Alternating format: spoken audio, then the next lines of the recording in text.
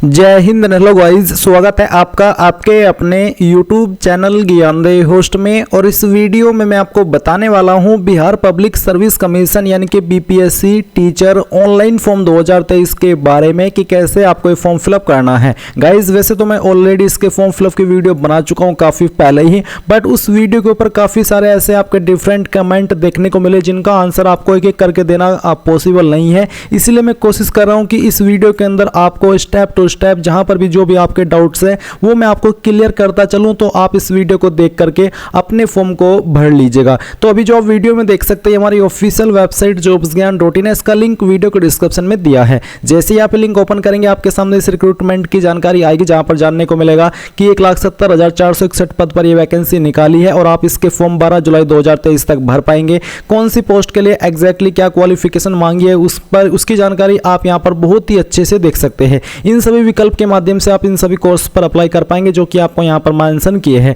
और का मतलब है कि या तो आपके पास ऊपर वाली क्वालिफिकेशन या फिर नीचे वाली क्वालिफिकेशन होनी चाहिए। तो आप यहां से जानकारी को अच्छे से समझ लीजिए और उसी के अकॉर्डिंग फिर आपको अप्लाई करना है। तो ये सभी जानकारी चेक करने के बाद आप अप्लाई ऑनलाइन लिंक पर क्लिक करेंगे, आपके सामने वेबसाइट आ जाएगी। अब यहां पर आने के बाद में आपको क्या करना है, आप यहां पर आइएगा और आपको अप्लाई ऑनलाइन इसके ऊपर क्लिक करना है और यहां से आपको कुछ ऐसा इंटरफेस देखने को मिलेगा। अब गाइस यहां पर सबसे पहले कैंडिडेट फर्स्ट नेम, आपको आपका फर्स्ट नेम इंग्लिश के बड़े अक्षरों के अंदर 10th के सर्टिफिकेट के अकॉर्डिंग एंटर करना है। इसके बाद में अगर आपका मिडिल नेम है तो आप यहां पर डालेंगे, नहीं तो आप खाली छोड़ देंगे। फिर जो आपका लास्ट नेम है वो भी आपको अंग्रेजी के बड़े अक्षरों के अंदर 10th के सर्टिफिकेट के अकॉर्डिंग फिल करना है। फिर आता है फादर नेम, आपको आपके पिताजी का नाम यहां पर 10th के सर्टिफिकेट के अकॉर्डिंग ही एंटर करना है। हस्बैंड नेम, अगर आपकी शादी हो चुकी है और आप फीमेल है तो आपको यहां पर आपके पति का नाम देना है। मेल कैंडिडेट को ये कॉलम भरने की आवश्यकता नहीं है। मदर नेम यानी कि आपकी माताजी का नाम, तो जो भी आपकी माताजी का नाम है वो आप यहां पर एंटर कर देंगे। सिलेक्ट आईडी टाइप के अंदर आपको एक आईडी इनमें से सिलेक्ट कर लेंगे, जैसे कि आधार नंबर, पैन कार्ड नंबर या फिर ड्राइविंग लाइसेंस नंबर। इनमें से कोई एक आईडी आपके पास होनी ही चाहिए। जो भी आईडी आप सिलेक्ट करें फिर उसी का नंबर आपको यहां पर एंटर करना है। ये एंटर करने के बाद में नीचे आता है अपलोड आधार पीडीएफ, जो आपकी आधार आईडी है वो आपको यहां पर अपलोड करनी है और पीडीएफ के रूप में अपलोड करनी होगी। आप एम आधार ऐप का इस्तेमाल करके आपका जो आधार कार्ड का पीडीएफ है उसको डाउनलोड कर लीजिएगा, वो हो जाता है। आप एम आधार ऐप का इस्तेमाल करके कैसे अपने आधार कार्ड को डाउनलोड करते हैं इस संबंध में यूट्यूब के ऊपर वीडियो देख सकते हैं, अगर आपको खुद से डाउनलोड करने में पीडीएफ आधार का प्रॉब्लम हो रही है। तो आप यहां पर बेसिकली अपना पीडीएफ के अंदर अपलोड करेंगे आधार। फिर आता है are you a citizen of India, क्या आप भारत के निवासी है, तो आप यहां पर यस कर दीजिए। इसके बाद में आपसे पूछे are you a permanent resident, यानी कि क्या आप बिहार के स्थायी निवासी परमानेंट रेसिडेंट है बिहार के, तो आप यहां पर यस नो में आंसर करेंगे। जैसे कि अगर आप है और आप यहां पर यस कर रहे हैं तो इसके बाद में आपसे पूछा है enter permanent resident certificate detail, यानी कि जो आपका निवास प्रमाण पत्र है, जो उसका सर्टिफिकेट नंबर है वो आपको यहां पर एंटर करना होगा। कब ये सर्टिफिकेट आपने बनवाया है उस सर्टिफिकेट की डेट आप यहां पर इस तरह से एंटर कर लीजिएगा, यानी कि आपको पहले मंथ, फिर यहां से आपका डे और इसके बाद में यहां पर जो आप ओके है इसके ऊपर क्लिक करके आपका जो डे है वो भी सिलेक्ट कर लेंगे। अब आता है कि अपलोड परमानेंट रेसिडेंट सर्टिफिकेट, आपको यहां पर जो निवास प्रमाण पत्र है इसका सर्टिफिकेट भी अपलोड करना है एंड इसका फॉर्मेट भी आपका पीडीएफ का रखा है। आप अपलोड परमानेंट रेसिडेंस पीडीएफ इसके ऊपर क्लिक करेंगे, जहां पर भी आपकी पीडीएफ फाइल है आपकी इस आईडी की जो कि आपसे यहां पर मांगा जा रहा है वो आप सिलेक्ट करेंगे और यहां से ओपन कर लेंगे। इस तरह से आपकी फाइल वो यहां पर अपलोड हो जाएगी। फिर यहां पर आपसे पूछा do you belong to any reserved category, यानी कि जो रिजर्व कैटेगरी है रिजर्वेशन वाली, क्या आप उनसे बिलोंग करते हैं। अगर हाँ तो आप यहां पर यस करेंगे, अगर नहीं तो आप नो करेंगे। जैसे कि अगर आप नो करते हैं तो आपसे यहां पर पूछा है कि if yes then select the category code, तो अगर आप यहां पर यस कर रहे हैं और आप रिजर्व कैटेगरी से है तो फिर आपको आपकी जो भी आपकी रिजर्व कैटेगरी है वो आपको यहां पर सिलेक्ट कर लेनी है। जैसे कि एससी है तो एससी, एसटी है तो एसटी, एंड अगर आप एससी एसटी यहां पर सिलेक्ट कर रहे हैं तो फिर जो आपका सर्टिफिकेट नंबर है वो आप यहां पर एंटर करेंगे। और साथ ही यहां पर गाइस सिलेक्ट कास्ट नेम, तो जो आपकी कास्ट है वो कौन सी है वो आप यहां पर इसके ऊपर क्लिक करके सिलेक्ट कर लेंगे। आपकी इनमें से जो भी कास्ट है वही आपको यहां पर सिलेक्ट कर लेनी है। तो यहां पर काफी सारी आपकी कास्ट दी गई है, तो चलिए हम यहां पर एग्जांपल के लिए इसको सिलेक्ट कर लेते हैं। आपको आपकी रियल कास्ट यहां पर सिलेक्ट करनी है। फिर जो आपका सर्टिफिकेट नंबर है कास्ट का वो आपको एंटर करना है और कब ये सर्टिफिकेट इशू हुआ है वो डेट आप यहां पर कैलेंडर के ऊपर क्लिक करके सिलेक्ट कर लेंगे। साथ ही साथ जो आपका कास्ट सर्टिफिकेट है वो आपको यहां पर सेम तरीके से जैसे कि आपने निवास प्रमाण पत्र अपलोड किया पीडीएफ फॉर्मेट में, ऐसे ही आपको यहां पर ये सर्टिफिकेट अपलोड करना है एंड सभी जानकारी आपको सही तरीके से भरनी है, कोई भी इसमें मिस्टेक आपको नहीं करनी होगी। मैरिटल स्टेटस, मैरिड, अनमैरिड या फिर अदर, जो भी स्टेटस है वही आप सेलेक्ट करेंगे। जेंडर आपका क्या है वो आपको सेलेक्ट करना है। फिर आपसे पूछा कि क्या आप एक ग्रैंडसन या फिर ग्रैंड डॉटर है फ्रीडम फाइटर के, अगर हाँ तो यस करें, नहीं तो आपको नो ही रहने देना है। अगर आप विकलांग और आपकी विकलांगता 40% या उससे ज़्यादा है, इनमें से किसी भी विकलांग की कैटेगरी में, तो आप वो सिलेक्ट कर लीजिए, नहीं तो आप नो ही रहने दीजिए। फिर नीचे आता है कि do you want to pay concession fee as per advertisement for SC/ST, यानी कि जो कंसेशन फी है क्या वो आप पे करना चाहते हैं, अगर हाँ तो यस, नहीं तो आपको नो करना है। इसके बाद में गाइज यहाँ पर आता है कि are you an ex serviceman, क्या आप एक्स सर्विसमैन है, अगर हाँ तो यस करें, नहीं तो आपको नो करना है। यानी जो एक्स सर्विसमैन है ये आपके रिटायर होने चाहिए आर्मी, नेवी और एयरफोर्स के, इनके अलावा कोई अन्य, अगर आप एक्स सर्विसमैन है तो आप यहाँ पर नो ही कीजिएगा कि आप एक्स सर्विसमैन नहीं है। फिर आप यहाँ पर है कि पंचायती राज संस्था एवं नगर निकाय संस्थागत नियुक्त एवं कार्यरत शिक्षक, अगर आप है तो आप यहाँ पर यस करेंगे, नहीं तो आपको नो करना है। मान लीजिए अगर आप है तो आप यहाँ पर उस पोस्ट का नाम देंगे जिस पोस्ट पर आप काम करते हैं, यानी कि कौन सी पोस्ट है, हेडमास्टर, स्कूल असिस्टेंट टीचर, जो भी है उस पोस्ट का नाम आप यहाँ पर देंगे। आपके स्कूल का नाम लिखेंगे, आपके स्कूल की जो डिस्ट्रिक्ट है वो सिलेक्ट कर लेंगे, और साथ ही साथ यहाँ पर जो आपका सर्टिफिकेट नंबर है NOC वो देंगे, और जो आपका इश्यू डेट है वो भी आप बताएंगे, और इसके अलावा जो आपका सर्टिफिकेट है वो भी आप अपलोड कर देंगे। अगर आप नहीं है तो आप यहाँ पर सिंपली नो कर दीजिए। फिर आता है अपनी प्रशासनिक योग्यता के अनुसार इनमें से कोई एक चुने, तो आपकी जो भी क्वालिफिकेशन है इनमें से आपकी कौन सी वो क्वालिफिकेशन है जिसके माध्यम से आप एलिजिबल हो रहे हैं, वो आप यहाँ पर सेलेक्ट कर लीजिए। आप पढ़ लीजिएगा और उसी के अकॉर्डिंग आपको आपकी क्वालिफिकेशन में जो भी है उनमें, उनके अकॉर्डिंग इन तीन में से कोई एक ऑप्शन सेलेक्ट करना है। इसके बाद में गाइस आता है आपके द्वारा उत्तीर्ण पात्रता दक्षता परीक्षा, पात्रता परीक्षा आपने पास की है या फिर दक्षता परीक्षा वर्ष 2012 से पूर्व नियुक्त एवं कार्यरत शिक्षक, तो अगर आप ऐसे तो आप ये टिक करेंगे, नहीं तो आप पहले वाला टिक कर सकते हैं। अगर यहाँ पर आपको पहले वाले टिक करने पर ये बताया जा रहा है कि please select CTET paper first, BTET paper first, Bihar STAT paper first या फिर बिहार STAT पेपर 2, तो आप यहाँ पर ओके कर दीजिए। ओके करने के बाद में इनमें से आपने क्या पास किया है वो आप यहाँ पर सिलेक्ट कीजिए और यहाँ से आप ओके कर दीजिए। अब गाइज मैं आपको बताना चाहूंगा Shri Krishna publisher private limited यानी कि SK बुक्स की मैथमेटिक्स बुक के बारे में। और जो SK बुक्स है ये इंडिया का one of biggest book publication house है और इसी की मैथमेटिक्स की ये बुक है, तो प्रिपरेशन करने के लिए ये बुक आपके लिए सबसे बेहतर है। इसमें आपको काफी कुछ देखने को मिलेगा। अगर इस बुक की मुख्य विशेषता के बारे में बात करें तो इसमें आपको 3300 प्लस क्वेश्चन का संग्रह मिलेगा, शॉर्टकट के नियम के साथ उससे संबंधित पूर्व परीक्षा में पूछे गए प्रश्नों का हल भी आपको मिलेगा। सभी प्रश्नों का शॉर्टकट विधि के साथ हल किया गया है। इस बुक का इस्तेमाल आप लोग सभी जो कॉम्पिटिटिव एग्जाम है उसके लिए कर सकते हैं। यानी यहाँ पर आपके सभी टॉपिक्स जैसे कि अर्थमेटिक, अलजेब्रा, ज्योमेट्री, ट्राइग्नोमेट्री ये सभी शामिल किए गए हैं। तो इस बुक को बाय करने का लिंक आपको वीडियो के डिस्क्रिप्शन में दिया है। अगर आप मेरी रिकमेंडेशन भी चाहते हैं मैथमेटिक्स की बुक के लिए तो ये बेस्ट बुक है, आप इसको जाइए और वीडियो को दिए गए डिस्क्रिप्शन लिंक से परचेज कर लीजिए। तो गाइज मैं यहाँ पर आपको एक बार फिर से दिखा दूं, मैंने यहाँ पर क्वालिफिकेशन में पहले वाली क्वालिफिकेशन सेलेक्ट की। फिर यहाँ पर गाइज जो आपके द्वारा उत्तीर्ण पात्रता दक्षता परीक्षा कौन सी है उसमें मैंने पात्रता परीक्षा सेलेक्ट किया। फिर यहाँ पर मैंने कोर्स किया है या फिर परीक्षा पास किया हुआ है CTET पेपर फर्स्ट या फिर BTET पेपर फर्स्ट, तो मैंने ये वाला कोर्स सेलेक्ट किया। फिर यहाँ पर गाइज अगर आपने इनमें से कोई कुछ किया जैसे कि बिहार STAT पेपर फर्स्ट या फिर बिहार STAT पेपर 2, तो वो आप सेलेक्ट करके बताएंगे कि आपने कौन से ईयर का किया है। मैंने CTET किया इसलिए मुझे इनमें से कोई सिलेक्ट करने की आवश्यकता नहीं है। अब गाइज यहाँ पर जो आपने सिलेक्ट किया है जिसमें के ऊपर आपने टिक किया है उसका जो आपके पास सर्टिफिकेट नंबर है वो आपको एंटर करना है और इशू डेट आपको यहाँ पर कैलेंडर के ऊपर क्लिक करके सिलेक्ट कर लेनी है। साथ ही जो भी आपका कोर्स का सर्टिफिकेट है वो आप यहाँ पर अपलोड करेंगे। माफी चाहता हूँ, आपने जो भी ये कोर्स किया है, कोर्स ही कहा जाएगा ये, तो आप इसका जो सर्टिफिकेट है वो यहाँ पर आप अपलोड कर दीजिएगा। अब जो भी आपकी डेट ऑफ बर्थ है वो आपको सिलेक्ट करनी है। पहले आप यहाँ पर डे सेलेक्ट कीजिए, फिर यहाँ से आपका मंथ और इसके बाद में आपका ईयर। देन गाइज यहाँ पर आते हैं पोस्ट अप्लाइड फॉर, तो आपने जो यहाँ पर ये सेलेक्ट की है शैक्षणिक योग्यता, तो इसके अकॉर्डिंग आप कौन सी पोस्ट पर एलिजिबल है अप्लाई करने के लिए उसका ऑप्शन आपके सामने आ जाएगा। तो यहाँ पर क्लास 1 to 5 का मेरे सामने है, इसमें जो अन्य एलिजिबिलिटी है अप्लाई करने की वो आपके सामने यहाँ पर दी गई है। जैसे कि क्लास 1 to 5 पर अगर आप अप्लाई करें तो आपके पास इनमें से कोई एक क्वालिफिकेशन होनी चाहिए। काफ़ी 4-5 क्वालिफिकेशन के विकल्प आपके सामने, अथवा का मतलब है कि या तो ये या फिर ये, तो इनमें से जो भी आपके पास क्वालिफिकेशन है तो आप यहाँ पर ओके कर देंगे। अब ओके करने के बाद में आप किस सब्जेक्ट में अप्लाई करें, उर्दू, बांग्ला, सामान्य, वो आप यहाँ पर सेलेक्ट कर लीजिए।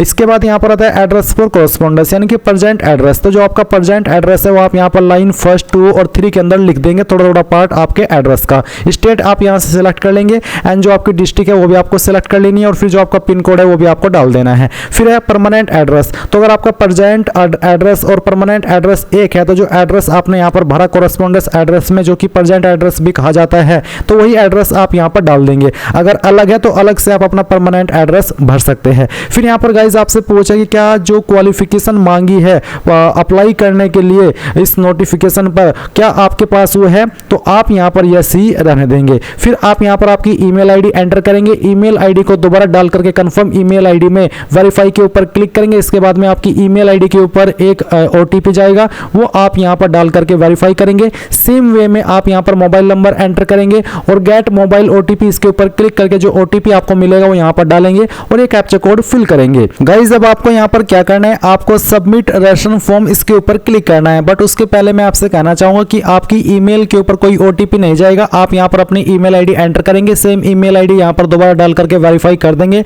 ओटीपी वेरिफिकेशन नहीं होगा, ओटीपी वेरिफिकेशन आपका सिर्फ मोबाइल का ही हो रहा है। तो यहाँ पर अब आप सभी जानकारी को चेक करते हो सबमिट रेशन फॉर्म इसके ऊपर क्लिक करेंगे एंड यहाँ पर यस कर देंगे। यस करने के बाद में आप देखेंगे रेशन सबमिटेड सक्सेसफुली। अब आपको यहाँ पर आपका जो रेशन नंबर है वो मिल चुका है, आपका यूजर नेम मिल चुका है और आपको पासवर्ड दिया जा चुका है। अभी आप क्या करेंगे, आपने जो अप्लाई ऑनलाइन लिंक यहाँ से ओपन किया था, ये होम पेज, आप यहाँ पर आ जाएंगे। आप अगर यहाँ पर नहीं आ पा रहे तो आप यहाँ पर हमारी वेबसाइट जो कि वीडियो के डिस्क्रिप्शन में लिंक दिया है, आप अप्लाई ऑनलाइन लिंक ओपन करेंगे। इसको ओपन करने के बाद आप यहाँ पर होम पेज पर आएंगे। अभी जो आपको यूजर नेम मिला है वो यूजर नेम आप यहाँ पर लॉगिन वाले सेक्शन में डालेंगे। जो पासवर्ड अभी आपको मिला है वो आप यहाँ पर डालेंगे एंड ये कैप्चा कोड या फिर सिक्योरिटी कोड यहाँ पर डाल करके आप लॉगिन के ऊपर क्लिक करेंगे। लॉगिन के ऊपर क्लिक करने के बाद में जो जानकारी आपने अभी रेशन के वक्त में भरी है वो सभी जानकारी आपकी यहाँ पर दी गई है। इन सभी जानकारी को आप वेरीफाई करेंगे और फिर आपको यहाँ पर ऑनलाइन एप्लीकेशन स्टेटस में एप्लीकेशन फॉर्म का लिंक देखने को मिल रहा है। आप यहाँ पर एप्लीकेशन फॉर्म पर क्लिक कर देंगे। अब इसके ऊपर क्लिक करने के बाद में गाइज यहाँ पर आपको ओके कर देना है एंड ओके करने के बाद में आप यहाँ पर जो आपका एप्लीकेशन फॉर्म है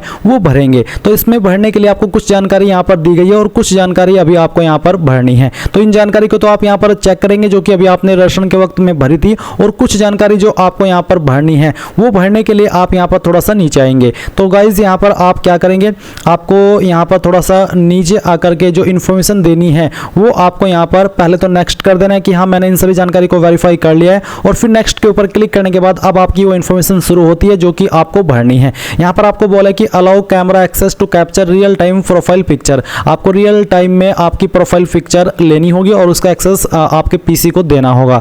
तो यहाँ पर जो आपने क्वालिफिकेशन सेलेक्ट की थी वो यहाँ पर दी गई है। ये सभी जानकारी भी आप चेक कर लेंगे और चेक करने के बाद में यहाँ पर गाइज आप देखेंगे विद्यालय अध्यापक के मूल कोटि कक्षा 1 से 5 के पद पर नियुक्ति हेतु शैक्षणिक एवं प्रशिक्षण योग्यता। तो आपके पास कौन सी इनमें से क्वालिफिकेशन है वो आप यहाँ पर टिक करके सिलेक्ट कर लेंगे कि हाँ मैं एग्जैक्टली इस क्वालिफिकेशन के माध्यम से इस वाली पोस्ट पर अप्लाई कर रहा हूँ। तो जिसके माध्यम से भी आप अप्लाई करें वही आप यहाँ पर सिलेक्ट कर लीजिएगा। और ये सिलेक्ट करने के बाद में गाइज यहाँ पर आपको उसकी जानकारी देनी है, जैसे कि यहाँ पर एग्जाम पास में ग्रेजुएशन और इक्विवेलेंट आपने किस सब्जेक्ट या फिर किस स्ट्रीम में की है वो आप यहाँ पर एंटर करेंगे। एग्जाम्पल के लिए मैं आपको ये सब्जेक्ट लिख करके दिखा रहा हूँ, आपको आपकी रियल इन्फॉर्मेशन देनी है। कब ये आपने पास की है वो आप यहाँ पर एंटर कर दीजिए, और इसके बाद में कहाँ से आपने पास किया है उस इंस्टीट्यूट का नाम आपको यहाँ पर एंटर करना है। उसका पूरा नाम आपको देना होगा और किस बोर्ड या फिर किस यूनिवर्सिटी के द्वारा आपने ये पास किया है वो भी आप यहाँ पर एंटर कर दीजिएगा।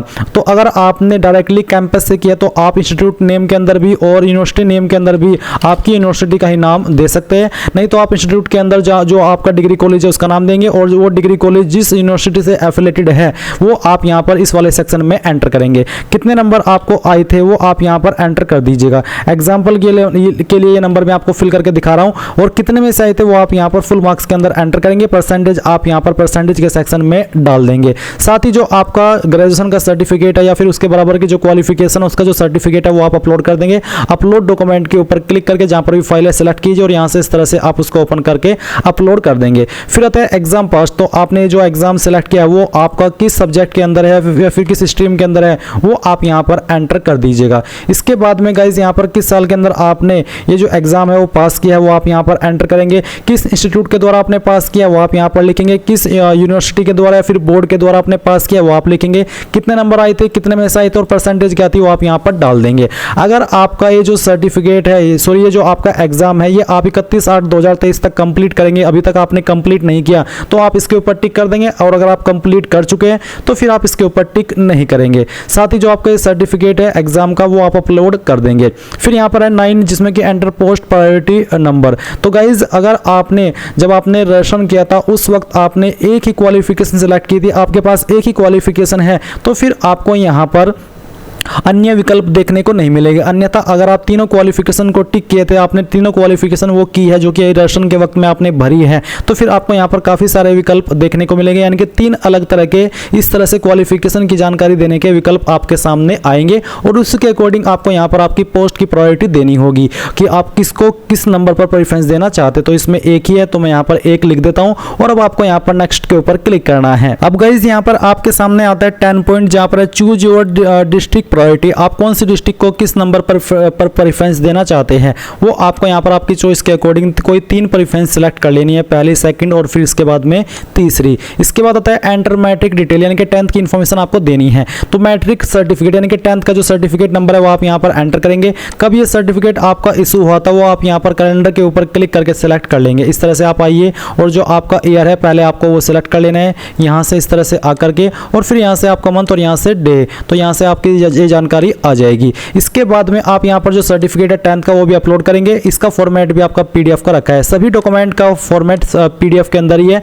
तो आप यहाँ पर पीडीएफ में इसको अपलोड कर देंगे। इसके बाद है उम्मीदवार का एक शारीरिक पहचान चिन्ह, आपकी बॉडी के ऊपर वो निशान जिससे आपकी शरीर की पहचान होती है। अब ये बॉडी के ऊपर आपके निशान कहीं पर भी हो सकता है, बट ये निशान परमानेंट होना चाहिए। अगर आपकी बॉडी के ऊपर कोई भी एक निशान नहीं है परमानेंट, तो आप नो मार्क भी लिख सकते हैं। अब गाइज यहाँ पर आपको आपका सिग्नेचर अपलोड करना है। Click to capture image. अब गाइज मेरे जो सिस्टम है इसमें जो इनबिल्ट कैमरा होता है वो नहीं है, इसलिए मैं यहाँ पर ये एक फोटो कैप्चर नहीं कर सकता रियल टाइम का, बट आपको यहाँ पर क्लिक टू कैप्चर इमेज इसके ऊपर क्लिक करके आपके फोटो को रियल टाइम में कैप्चर करना होगा। और कैप्चर करने के बाद में सही वाला फोटो जिसका बैकग्राउंड वाइट होना चाहिए, कैसा बैकग्राउंड हो उसके संबंध में आपको यहाँ पर इसके अंदर बोला है। तो मैं एक बार आपको ये चीज़ पढ़ के दिखा देता हूँ। आपका बोला है कि फोटो कैप्चर करते समय बैकग्राउंड सफ़ेद या फिर हल्के रंग का हो एवं पर्याप्त रोशनी यानी कि सफिशिएंट लाइट उपलब्ध हो। अपलोड किए जाने वाले हिंदी एवं अंग्रेजी हस्ताक्षर का स्कैन्ड इमेज इनमें से किसी फॉर्मेट में और साइज 15 KB से अधिकतम एवं डायमेंशन यानी कि इस साइज के अंदर आपका जो सिग्नेचर है वो रहना चाहिए। तो गाइज आप यहाँ पर इसको अपलोड करेंगे। इसके बाद में यहाँ पर बोला है कि क्लिक टू अपलोड इमेज। पहले तो आप रियल टाइम में आपका जो फोटो है वो कैप्चर कर लेंगे, फिर आप क्लिक टू अपलोड इमेज के ऊपर क्लिक करके उसको अपलोड कर देंगे। इसके बाद में अपलोड सिग्नेचर इन इंग्लिश। अब आपको आपका सिग्नेचर इंग्लिश के अंदर अपलोड करना है, तो जहाँ पर भी आपका सिग्नेचर है वो आपको सेलेक्ट करनी है। तो गाइज जैसे कि मैं इसको सेलेक्ट कर लेता हूँ और यहाँ से ओपन करेंगे। ओपन करने के बाद में आपकी फाइल इस तरह से अपलोड हो जाएगी, बट वो तभी अपलोड होगी अगर वो दिए गए साइज के अंदर होगी। अगर साइज ज़्यादा होगा तो अपलोड नहीं हो पाएंगे। मैं इसको साइज को कम करता हूँ, तो आप देख लीजिए आपका सिग्नेचर यहाँ पर आ चुका है। अब आपको आपका सिग्नेचर सेम तरीके से हिंदी के अंदर अपलोड करना है। ये अपलोड करने के बाद में अगर आप यहाँ पर आपके फोटो को रीटेक करना चाहते हैं जो कि आपने कैप्चर किया है लाइव में यानी कि रियल टाइम में, तो आप उसको रीटेक भी कर सकते हैं। नहीं तो आप यहाँ पर नीचे आएंगे, यहाँ पर आप टिक करेंगे और टिक करने के बाद में गाइज आप यहाँ पर सबमिट एप्लीकेशन इसके ऊपर क्लिक करेंगे। सबमिट एप्लीकेशन के ऊपर क्लिक करने के बाद में आपका फॉर्म सबमिट हो जाएगा और आपको दोबारा से लॉगिन करने के लिए बोला जाएगा। आप यहाँ पर लॉगिन के ऊपर क्लिक करके लॉगिन कर लेंगे एंड लॉगिन करने के बाद में यहाँ पर आपके सामने इस तरह से जानकारी आएगी। अब आपको बोला है क्लिक हियर फॉर पेमेंट, आपको इसके ऊपर क्लिक करना है। इस पर क्लिक करने के बाद ये जानकारी चेक कीजिए एंड फिर से आप प्रोसीड के ऊपर क्लिक करके यहाँ से ओके कर दीजिए। ओके करने के बाद में गाइज आपके सामने पेमेंट का ऑप्शन आ चुका है। आप अपनी application fees net banking, debit card, credit card इनमें से जिस भी माध्यम से जमा करना चाहे कर सकते हैं। तो जो भी माध्यम आप सेलेक्ट कर रहे हैं वो सेलेक्ट करने के बाद में आप यहाँ पर जो आपका मोबाइल नंबर है और आपकी जो ईमेल आईडी है वो आप एंटर करें। ये ऑप्शनल है, देना चाहे आप दे सकते हैं, नहीं तो आप इनको खाली भी छोड़ सकते हैं। नहीं तो आपको मेनली यहाँ पर बताना है कि आपका कार्ड किस तरह का है और उसके बाद में प्रोसीड नाउ पर क्लिक करना है। फिर आपको पेमेंट के मेन पेज पर ट्रांसफर किया जाएगा। आप अपनी एप्लीकेशन फीस यहाँ पर आपका जो कार्ड की डिटेल है उसका इस्तेमाल करके जमा कर दीजिए। जैसे ही फीस जमा हो जाएगी आपको इसी वेबसाइट पर रीडायरेक्ट किया जाएगा जहां से आपने फॉर्म फिल करना स्टार्ट किया और आप अपने फॉर्म का फाइनल प्रिंट आउट ले पाएंगे। इस तरह से आप लोग गाइस बिहार टीचर फॉर्म को भर पाएंगे। आई होप ये प्रोसेस आपको पसंद आया होगा। So thanks for watching. जय हिंद।